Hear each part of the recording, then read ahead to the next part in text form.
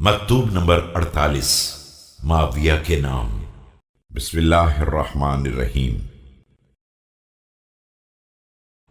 بے شک بغاوت اور دروغ گوئی انسان کو دین اور دنیا دونوں میں ذلیل کر دیتی ہے، اور اس کے عیب کو نکتہ چینی کرنے والے کے سامنے واضح کر دیتی ہے۔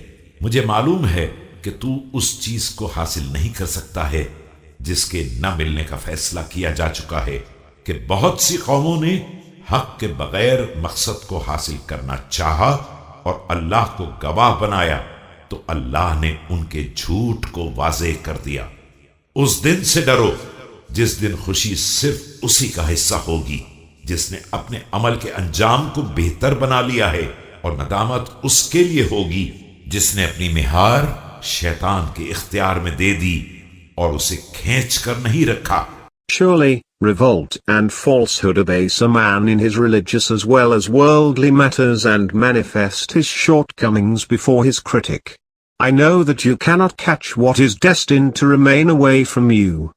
Many people had aims other than right ones, and began to swear by Allah that they will attain their goal, but he falsified them. Therefore, fear the day when happy is he who made his end happy by good actions, while repentant is he who allowed Shaitan to lead him and did not resist him.